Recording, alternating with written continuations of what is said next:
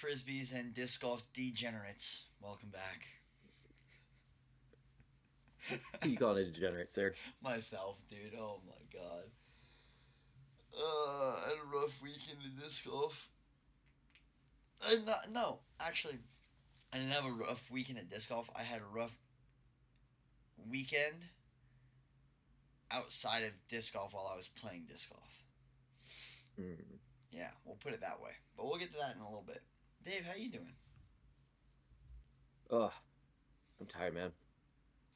Trying to start this new job and getting ghosted by your supervisor day one. It's a little crazy, but we're starting today. Still don't have hours. Just have, hey, you want to come in? Like, Oh boy. dude, I don't mind it being casual, but like little bit of structure, Sure. you know. Yep. I feel So that. And I've pizza. been I've been a little stressed because I haven't been able to be like, oh yeah, I can go do this, I can go do that. Like Yeah. you're like, oh, let's go get around it. And I'm like, dude, I don't know if I can leave my house. Like, I don't know if I'm supposed to go to work or not today. Yeah. Like, Yeah.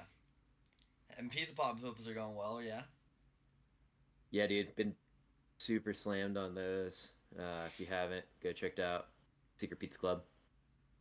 Um, I think they have way more followers than we do, so I need to do it the other way around. But You got to put our uh, our QR code at checkout and be like, "Oh, sorry, wrong QR code. Here's the right one." You yeah, know? yeah. Oh, by the way, Yeah. but I think next week we might only do one service instead of two, but we might double up on how many we're doing. See how that goes. Okay. Try to increase the volume, but not days, so that way we're not just like slamming ourselves. Sure. Sure. So Nice. we'll see how life goes. It's ever changing here right now, Yeah. Well, but glad it's going well. I'm fully moved in officially. This is my new room. This is a podcast sesh. I already showed Dave, but it's nothing crazy. I got a few frisbees up above my windowsill. Um, I kind of want to make this more like a real house and not not a 25-year-old's disc golf heaven. So I'm gonna try and get some real artwork back here soon. dude, there's no So such thing as real artwork. 34-year-old here, and I got two posters of climbing on the wall. There's like a puzzle over here on the wall of like ski things. let me have a Star Wars head, Lego Star Wars head somewhere too. Oh, it's like literally just out of frame. There you go. That's in Yeah, frame. there you go. Yeah, dude. Yeah, no, That's how you know you're getting old. You got Legos. dude, I had a bad habit like when before I went to Alaska, of I would just go buy Lego sets and build them, and I'd have nowhere to put them, and I had like 10. I had 3 or 4 of those Lego heads and Mhm. X-wing and like other stuff just like laying around my house. I'm like, I have to just get rid of them, and I just donated them to a friend because I'm like, I don't need them. I can't have them here. They're too dangerous. So Well, the problem is once you put them together, it's not like you're gonna take them apart and do it again. no, but I So was it's just like, like, all you right, like now Legos? Here, take these. So now I have artwork. now we have artwork. Okay, should we hop into some stuff? We got a lot to go over today. We missed last week. We late uploaded 2 weeks ago. Missed last week. It's kind of been crazy with my finalizing move, your job. So I'm glad to be back. Yeah. I love doing this. First things first. We have an opening day for Brighton. Official? Official. 29th. Oh damn. Yes. I wasn't sure if that was the official one or not. Chaz is like What's 99% sure that's official. all right, sweet. So for you Brighton lovers, it's coming up. Mountain disc golf is coming up soon, and boy, am I excited! I love 20 mountain disc golf. 20. Wait, what day did you say? 29th, 28th. 28th. Dang it! So close. With Brighton opening, June 28th, we Chaz has announced they are doing season passes up there. Yeah. Dave, would you like to elaborate on that? So the season passes will be $79, which is about 6 uses, I believe he said, because it's about $15 a day pass to ride the chairlift up. Yep. Um, Chairlift runs Friday, Saturday, Sunday, if I'm not mistaken. Yep. So just over the weekends. So if you do go at midweek, you will still have to hike up to the first tee box. Um, it's really not that bad of a hike. At least I don't think so. No. About a mile up, like 700 vert. Yeah. Um, so if you're not familiar with the mountains, it can be a bit of a rough start with 30 pounds of discs on your back. So pack a little lighter on that. But A lot of water. super, a lot of water, yeah. Especially as it starts to get hot up there. Luckily, it started to cool down again here. We had a Yeah. hot weekend there for a minute in Salt Lake. Yeah, it was pretty bad. Um, should be nice and cool today though, which will be nice. Yeah. And then Solitude should be opening right around the same time, I believe.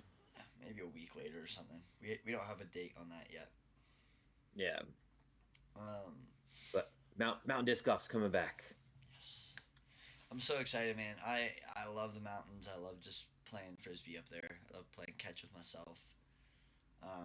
Speaking of some mountain disc golf, we had our first mountain disc golf tournament this weekend, Dave. Well, I did. Yeah, you did. Um, let's talk about it.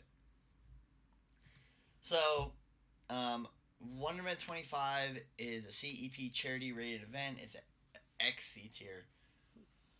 Um, It was an XC. yeah, or it says it's C tier on PDJ, but I'm pretty sure it was an XC on PDJ Live. If it was Um, XC, you would have had to have been a tunnel runner to play in it. okay, never mind. Um, okay, we're gonna start with the lower division, then kind of work our way up. Okay. Um, MJ18, Logan Cloward taking it down. Had a stellar round one at just +1. FA4, Alexis, she was up there ripping. MA4, Chris Bishop took it down at 11 over. MA3, Jeffrey Crunch took it down at 3 under. MA2, I played in MA2. Jay Shock took it down at 4 under. Played great all weekend. Um, Ian finished in 11th. I was tied 6th going into the first round. And then round 2, um, it was a shotgun start, so I started on hole 9. And then we made it to. I played 14, had just a silly triple bogey there. And then teed off on 15, had a blade nose for the next 3 holes, and I really did not care about like playing disc golf at that moment. So I bogeyed, double bogeyed the next hole because I was just like, I need to just make sure I'm not bleeding out right now and like try not to DNF.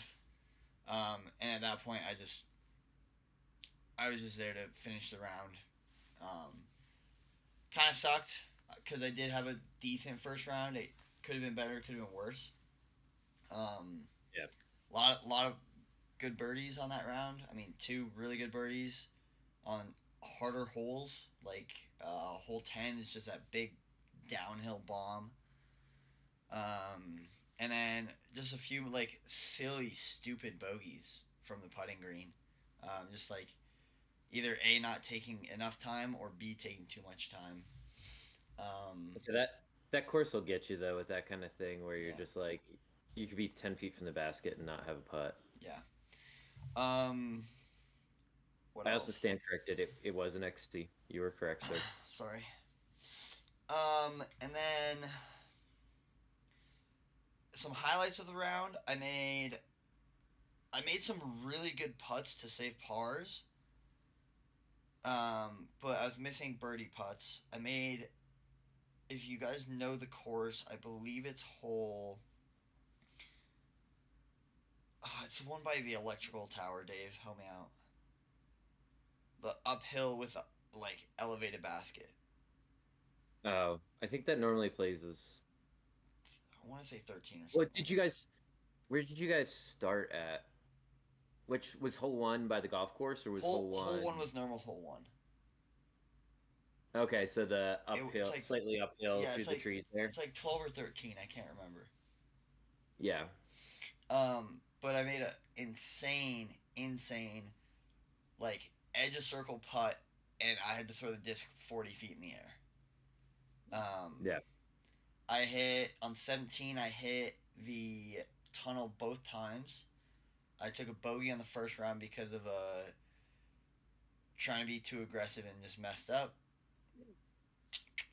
Some I don't know. It was a weird round one. I felt decent. Round two, just the blade nose really kicked me in the gut, and I said I'm not really wanting to play disc golf right now. I'm more worried about like not making a mess of blood everywhere. So Fair enough. yeah, um, yeah. Moving on, MA60. Mark Avery took down FA50. Valerie Anderson was out there. MA50. Corey Bentley. MA40. Corey Meacham. FA1. Britley Silverster. And then MA1. Is that how you say that, Dave? I think so. MA1. Aaron Presgard, Tanner Merkel, and Caden Humphreys all went to a playoff. Aaron would end up winning that playoff, and came in second with Caden. I think he bogeyed the first playoff hole. Um, Nice. The course doesn't strike me as a forehand course, does it? I guess some of the lines are like very just, tight. Doesn't matter. Throw it straight. yeah, not. I wouldn't say it's a forehand favored course, but you can definitely, if you have a strong forehand, you can use it pretty well on some holes. Yeah. Um, like 10, 11, 12. Yeah. That's true. Um, you want to run us through MP40 and MPO? No, because Mr. Scott Belichick himself, that ran the tournament, the cheating bastard, won MP40. Uh, I think he also gave himself a stroke somewhere. Probably. Nah. Yeah. Just, what? Well, at the end of the day, there was a little miscommunication on caddy books and what baskets we're playing to, and I want to talk about that a little bit more in a second. But Gotcha. apparently, And half the then Dust. cores played the wrong hole. Oh, geez. And then Dustin Hanson, John Matter, and Brandon Rezor, all tying for second there in MP40. And then MPO, Baylor Sandberg taking it down at 7 under. Um, Malachi Vasquez Vasquez. and Ben Vasquez and Ben Marloff at 5 under. You and your top three, Yeah, Mr. Ben himself up there playing disc golf. doing the thing, man. Doing the Yeah. thing. Was the MPO layout supposed to be different than like the lower divisions? No, so what they did is MPO, MP40, MA1, MA2 all play the same layout. Um, Ooh. I don't love that, especially. round one. Sorry, we everyone played the same layout. Round two. Round one, there were some different basket locations.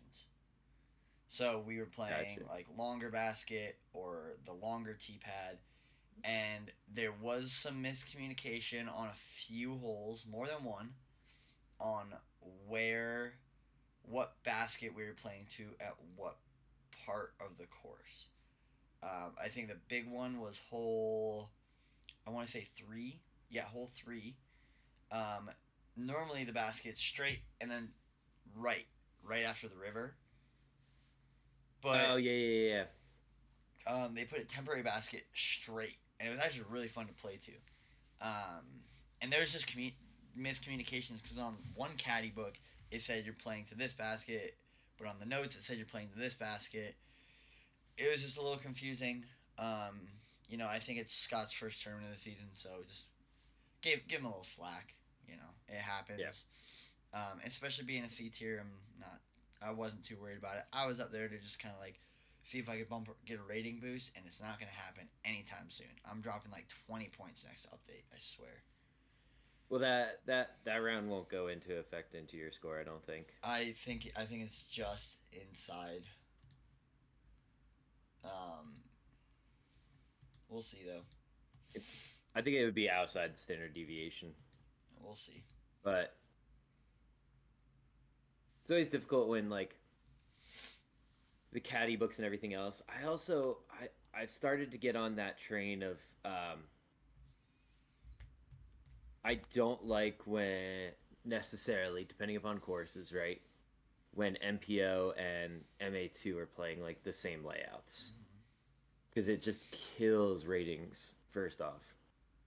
And second off, half the time, like especially on a course like that where it's like tight shots and stuff, and if you're moving baskets or tee pads, especially was that whole like um 11, the one that plays uphill Yeah. before the dude, that's like a 400-foot shot uphill. Like nobody in MA2 is throwing that shot, Yeah. or if you are, like you're not doing it accurately Yeah. necessarily. Totally. Um, and so I've started to enjoy courses that if they have the capability of having MPO and MA1 play a different layout, do it. You know, Mhm. because a lot of times those are the people that are some of the people at MA1 are like, I don't want to play MPO yet because I don't want to cash, or vice versa. I'm playing MPO because I'm like, there's no sense in me playing for funny money if I did cash. Yeah. Like, I don't really want like discs or like credit to the shop or anything else like that. Like, I already spent enough money there. I'd rather have cash than Yeah. buy more frisbees with it. Totally. So I like when the layouts can be like shifted for based on divisions, and that course does have the ability to do that. Yeah, there are multiple T pads for on. I don't want to say every hole, but almost every single hole. Yeah, like hole one, I don't think you have an alternate for, or if you do, it's like way up and to the left, so it's more like the No, MA4 guys but would be like playing it. hole four, you do.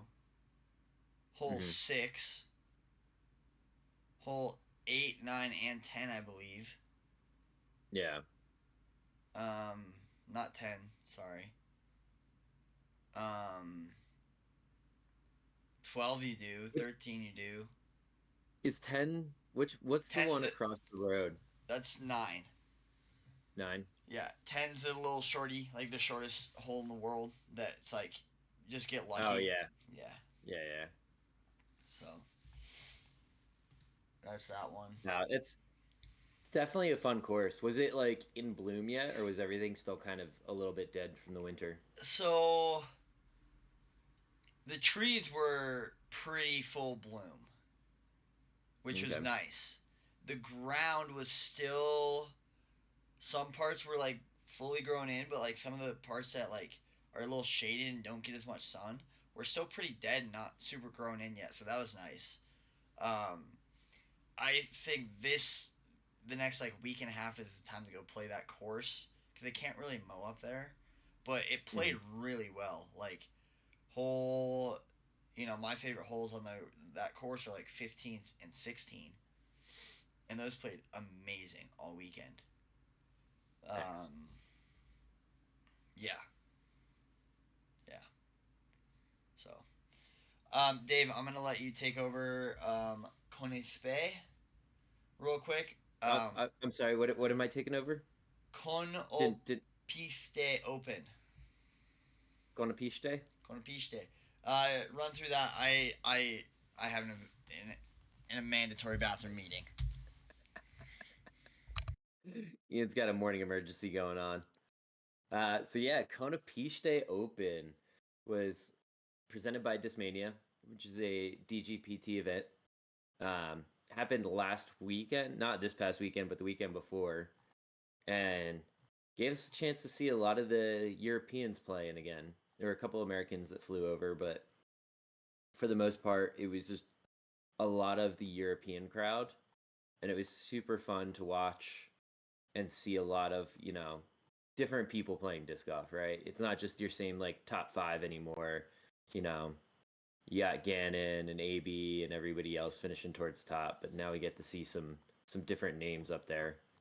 Um, Starting out with FPO, Kristen Lott taking it down at 26 under, with Silva Saarinen on her right on her tail at 22 under.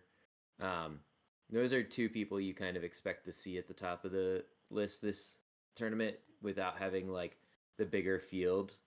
Um, but we did see some other names, some other touring pros that were there, kind of lesser known, but they were still kind of keeping up. Rachel Turton, she's played in a bunch of tournaments here in the U.S. as well, finishing in third.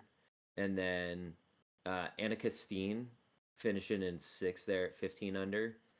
Some more well-known names. But then there were some young guns out there that were just absolutely crushing.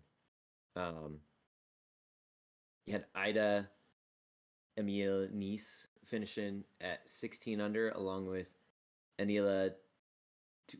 Yeah, these names are so hard to pronounce. I'm not even going to try.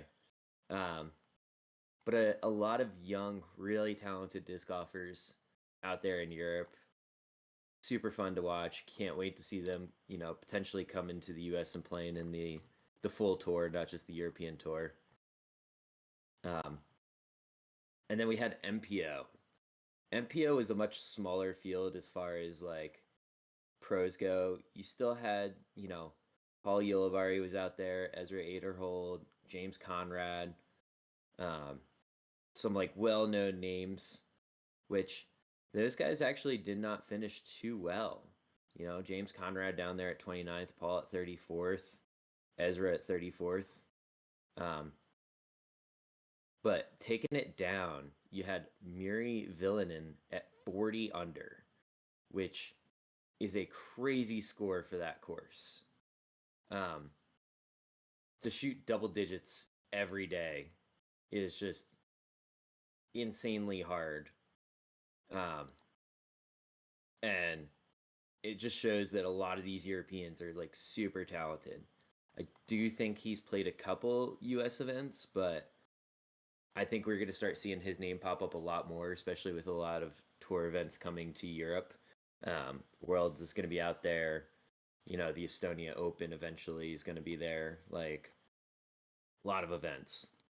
And then Lori Lettinen finishing in second, followed by a tie for third with Nestori Tukanen and Vino Makala, finishing in fourth. Which, shout out to all the great people out there playing. Nicolas Santola finished tied for seventh. Well, I would kind of expect him to be a little bit higher up for this tournament, considering that he already has 2 Pro Tour wins. But to see some of these, Pro Tour guys just kind of getting spanked by the Europeans out there, we gotta keep an eye out for those guys, man. They are absolutely crushing it. Indeed. Would you think of some of the European spanking guys like Paul and Ezra and you know? I think first off, it is a different type of disc golf. Mm-hmm. I would say it's more final form of disc golf.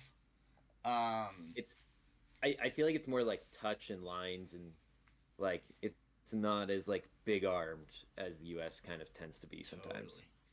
totally. I would 100% agree with you. Um,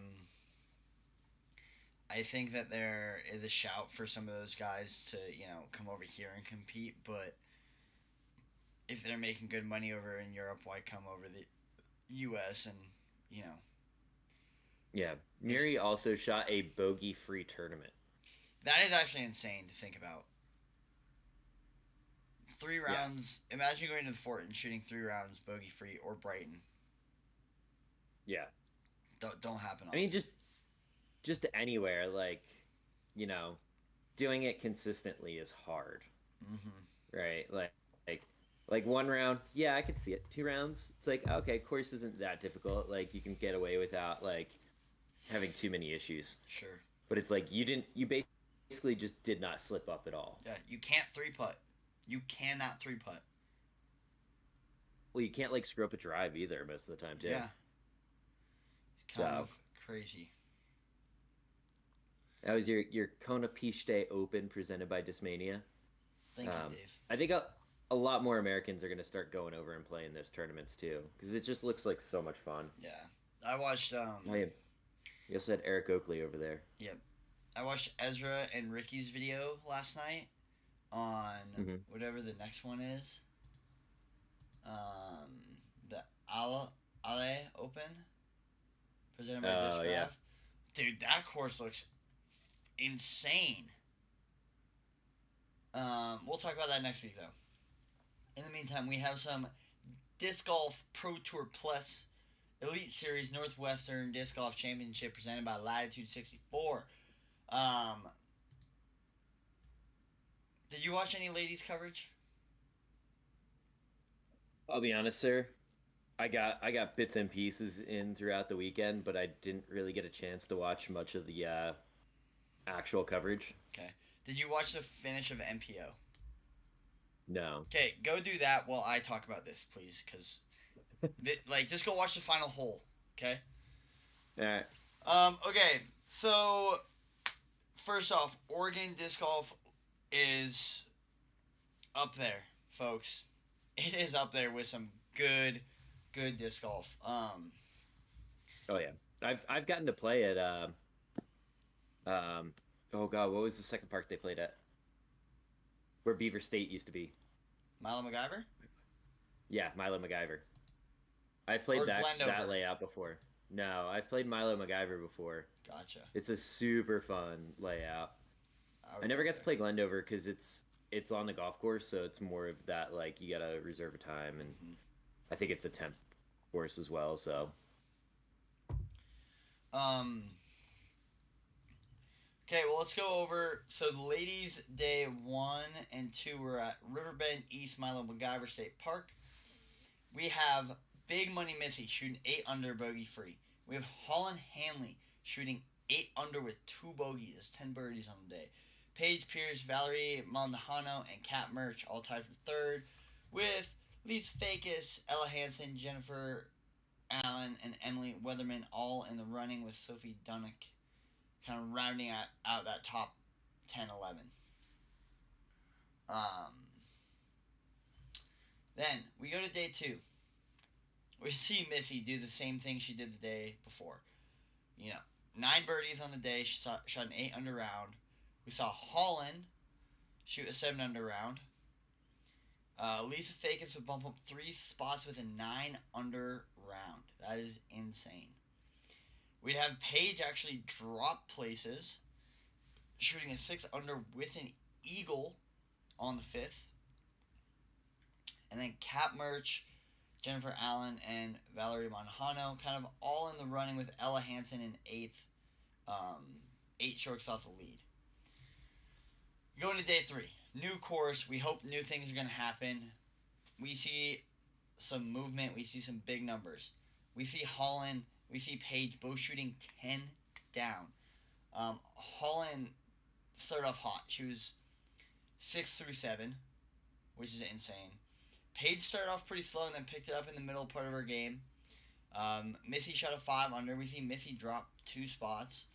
Tied in second with Paige. Kat shoots 9 under. Jennifer Allen shoots 9 under. We see Katrina Allen shoot 8 under.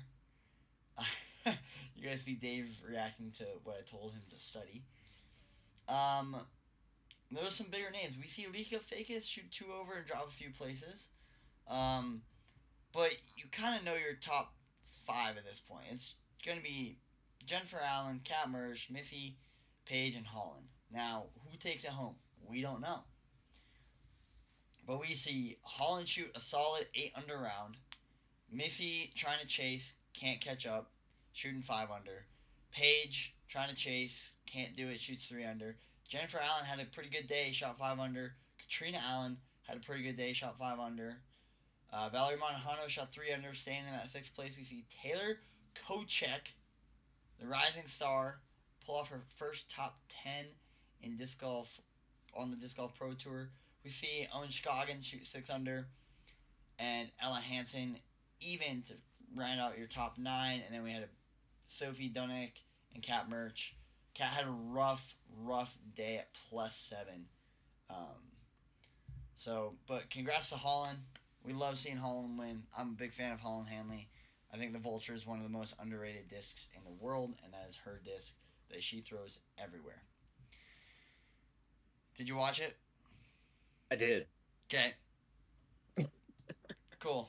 I'm going to talk about round 1 I'm going to talk about round 4 because I watched most of it in the shop.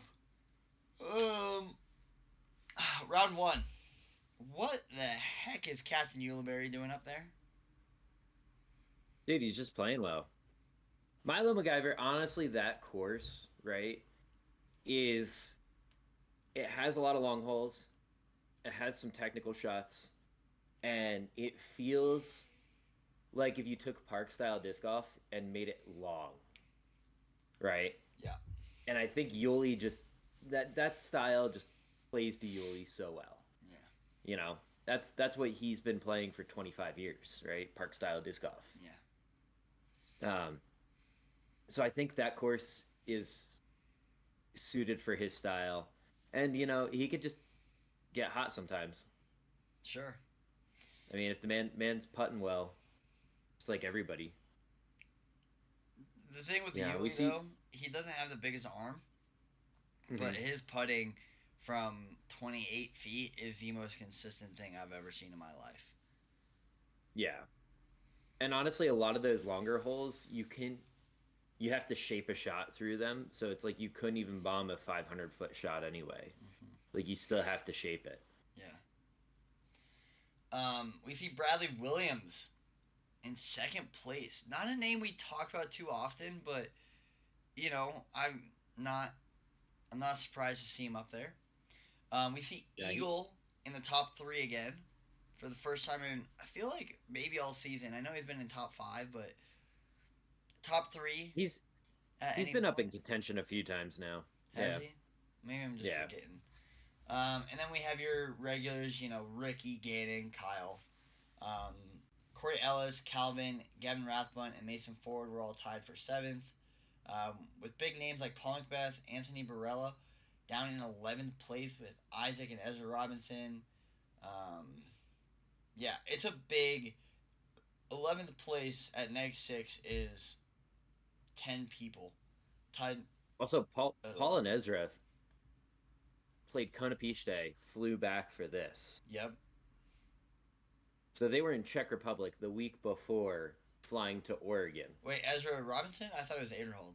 No, Was it both? Ederhold. Ederhold, but Ulibarri was in Europe too. Yeah. Yuli played Konopiste. Um, Aderhold did not have a good round. Neither did the Gooseman or Proctor. I think Aderhold was even after day 1. Yeah, he was.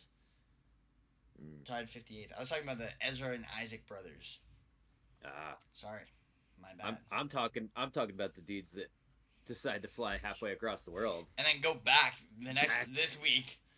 Yeah. Oh my god. Alright, round 2, Davers. Round 2. See the young gun taking it out. Gannon Burr shooting a 12 under. Along with Paul Macbeth shooting a 12 under. 2 hot rounds for the day. And then Calvin 10 under, Ricky 9 under. So we see the usual crowd now kind of towards the top of the card again. Kyle Klein right on their tails, tied for 3rd as well. Yuli hanging in there, but not as good of a round as the day before. And then AB moving his way up. Connor Rock shooting 9 under. Dude tied for 9th. Let's go Connor. Go Connor. Isaac and Simon. So like a lot of the usual suspects we expect to see moving up the card are starting to move up the card. Yeah. We see Eagle kind of have a rough day, shooting 2 under, dropped 17 spots. But I want to just take a look at AB right now. Tied for 9th. He's 5 strokes off the lead. With the likes of Paul Macbeth and Gannon Burr in front of you. And he comes out and he Mm-hmm. shoots 12 under. And Round now 3. now he's in first place. I tied for first with Gannon. Yep. And then we have Corey Ellis and Kyle Klein tied for third, 5 strokes behind the leader. Yep. You see Ricky and Paul Ulibarri, another slower day at neg 4. Isaac Robinson shot a neg 6, kind of bounced up there. Simon shot a neg 6. Eagle shot a neg 8 to move up some places. Paul McBeth shot a +2. Stinker of a day. Damn. Uh, Yeah, it feels like everybody's having those like slow like come ups kind of versus you have those guys at the top that just have those like high end rounds. yeah. I think it's more of a common thing this year for sure. We're still seeing a few blowaways for sure, but we're seeing fun disc golf to watch is what we should call Yeah. it. Okay, final day. I I don't even care what the scores say. Ignore everything. Ignore everything. Nah, Please. dude, it was a two dog race. No. It was Gannon and AB, It was right? Gannon and AB. Kyle And Klein did have an opportunity. oh, I saw. First off, before we get to the top 3, okay? Isaac Robinson shot neg 8. Ezra Aderhold shot neg 10 to jump into the top 5. From Yep. being Isaac was 8th, Ezra was like down in 16th place. He jumped up 20, 19 11 spots, 11. He jumped up 30 places in 2 days to make top 5. Yeah. Okay. It's a shout. So, let's go into this, okay? Hole 18. One hole left. AB is 1 up on Gannon. AB's at 32. Gannon's at 30. Or no, AB was at 33. Gannon was at 32. And Kyle Klein was at 31 under. Thank you. We see, I think it was Gannon, Kyle, AB tee off in that order. Mm-hmm. AB hits pretty much first available on that 18th. You know, Yeah, he hit pretty early. further down the fairway, but it's a pretty early kick. I'm in the shop. I'm talking to Malachi. He's like, you can get up and down from there. Okay? So, we see AB's shot, and I'm like, dude, don't go up the gut. Please don't go. You're going to, no. Just go around, like, throw the big forehand spike hyzer. Please. He goes up the gut, and he hits the same tree he hit. Now he has to get up and down for par at bet. Like, he has to par. Right. Well, Gannon and Kyle are both in eagle positions. No, Gannon grip locked and hit a tree On his second shot. Yeah. Yeah. Which is not an eagle position. But off the He tee, still had to get up and down. Off the tee, that isn't for Gannon Burr. You could get an eagle. Get into. Yeah. So Gannon throws into a tree. We see Kyle get to I think it was a 65, 70 footer for eagle. Yeah. Yeah. He had an actual putt at the basket for eagle. And then AB throws his upshot. Pretty decent. Barely upshot. inbounds. Barely inbounds. Barely inbounds. He lays up for his birdie. Or his par. He lays up for his par. And I'm like... AB? AB, yeah. He didn't lay up. He had to make it from where he was. No, it? from his fourth, because it's a par 5. That's right. Yeah. He has to, from his third shot, his fourth shot was the layup. Gannon is parked. Kyle Klein is parked. AB is 15, 18 feet. You're skipping Kyle's putt for eagle there, sir. Sorry. You see my reaction of that, and you gotta just skip over it, bud. Sorry. You can't even. I'm sorry. You can't leave I the brain young man farted. out. You can't leave the young man out. I brain farted. I'm sorry. Mr. 70-footer to take the lead. Hits right side, top of cage. Just barely missing that eagle putt. Which opened the door because Gannon had already thrown his third towards the basket. So Kyle kind of knew he had to make that putt in order to beat Gannon. Mm-hmm. Or at least tie. Yeah, sorry. He would have tied Gannon at that point because you know Gannon's not missing a 10-footer for birdie. No. So I believe Kyle putted out. Kyle putted out to finish 32 under. Yep. Now And then, AB has a 18 footer at most. Gannon has a 10 footer. And I've seen this guy make putts. And his normal routine is one, maybe two pumps. AB took 5, 6 pumps at this basket, and he missed it right side. He hit strong side cage, it flipped out, and Gannon tapped in his win. yeah, just a little bit too much to the right. Like, it wasn't, it was one of those putts that you were like, it could have stuck, but realistically, it needed to be more left. Yes, it did. It's heartbreaking though. It watching that live was probably the most heartbreaking thing I've seen in disc golf. I mean, you gotta play to your strengths, right? Like worse, you think you're one stroke ahead of Gannon. It's an eagleable hole. Gannon throws after he throws his upshot. All you're thinking is, I just need a par now, because the best he could do after throwing into that tree was, get a birdie. And I think AB's upshot, it could have been a lot better. He was so Yeah, close. He was so close for that upshot, he was, and he put it to 18 feet. yeah, Like, dude, put it under the basket. You just give it a little dunk, you know. yeah. Um, But he'll learn. He'll get there. he'll get the ice in his veins soon. Yep. So, yeah. Fun watching a disc golf though. Oh my God, some great disc golf to watch. Some great disc golf to watch. No Simon highlights this week. Well, I'm Simon, sure there were Simon highlights, there were but there were Simon highlights. no, no, not On like last week where it was like 120-foot putt around trees and Well, I think he his like had a few of wild those. throw-ins. He had a few of those, but he wasn't high enough on the board to get notice. You Yeah, know. I tried my first Simon line. yeah. So you threw the wrong disc for that. I know. Well, I was just like, I don't know. I'm not Simon Lazat. I don't know what to throw here.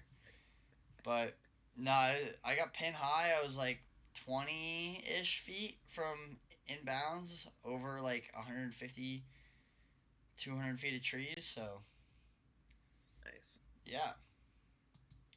And then we can chat about it real quick. But if you guys watched the latest Go Throw event, it kind of reminded me a little bit of Brighton. Some very like up and downhill mountain golf style. I would say more hill golf. Um, but I'm glad to see a little bit more of that in the pro world. Yeah. I didn't watch that at all. I think that tour is starting to like fall off now that we're like into season. Yeah, I don't think as many people are going to go play it, and like at the beginning of the season it was like, oh, let me get some extra practice in. sure. Let me play some fun rounds. But you can't have like calling it what the Masters like halfway through the season and then being like, oh, we still have more disc golf. Yeah, You know. yeah, for sure. Um, anything else? We actually kind of flew through that day. It was a pretty good time. It was. Um, Um, not at the moment, I don't think. yeah, Right now, just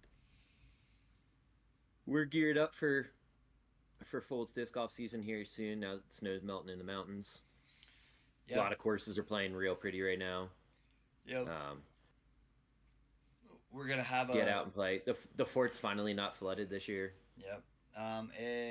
It should be open again right now. Yeah, Um, please go play the Elevate Utah leagues. You know, Steel Eagle at Creekside on Mondays, River Bottoms on Wednesdays, and whatever else they got going on.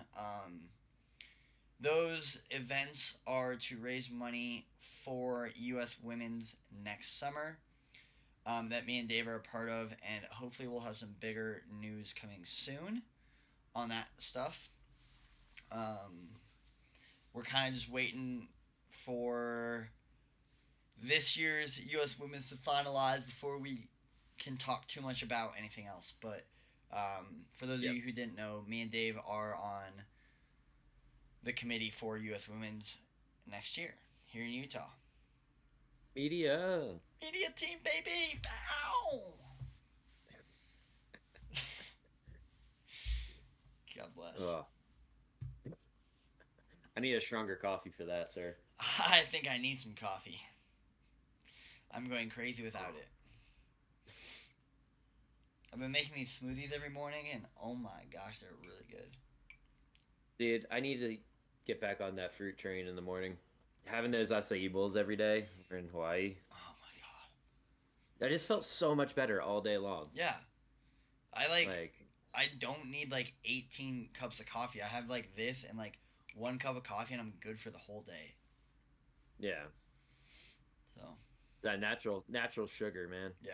Now, I did this morning was banana, pineapple, mango, and strawberry frozen with Greek yogurt, um, blended up. Pretty good. Nice. Hell yeah, dude. Mm-hmm. Oh, Okay. man. We calling it? I think so. Okay. I think that's all we got for disc golf talk this week. I think so. Thank you guys for watching. If you haven't already, make sure to hit like and subscribe.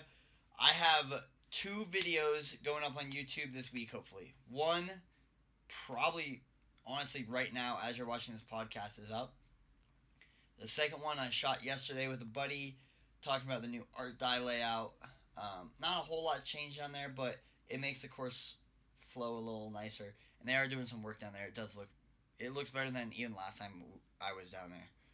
So, um, Nice. go check those out at Another Rounds channel, and we'll see you guys later.